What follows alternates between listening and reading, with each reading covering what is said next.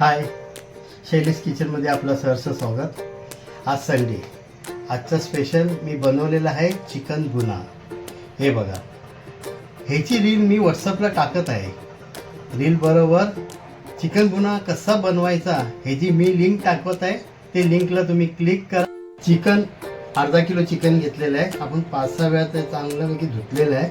आता त्यात मी हळद,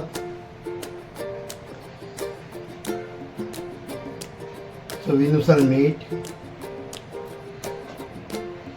आणि आला लसूण पेस्ट टाकत आहे आणि लिंबू फिरून घेत आहे आणि त्याला 1 तास मी मॅग्नेट करून ठेवत आहे। एका साईडला आपण मसाले भाजून घेऊया। 2 चमचा धने, 1 चमचा बडीशेप, दालचिनी 2 तुकडे, वेलची 4, जीरा पावडर 1 चमचा, लवंग,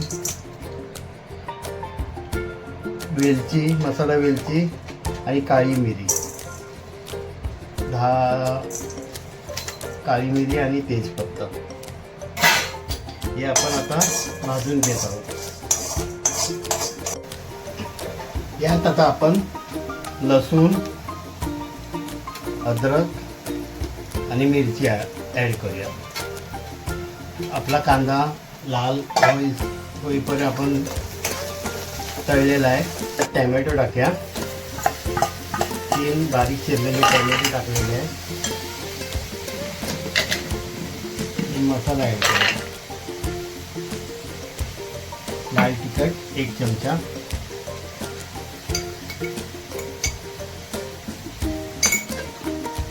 आणि मीठ घेऊ।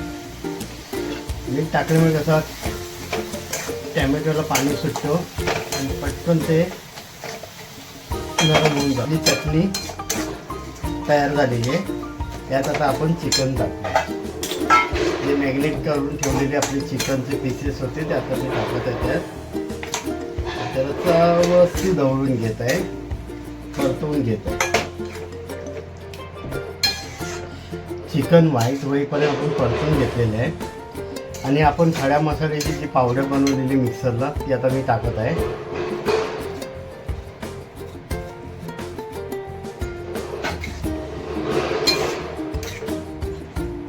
आणि नंतर 15 ते 20 मिनिटं मी मध्यम आगीवर त्याला शिजवणार आहे चिकनला।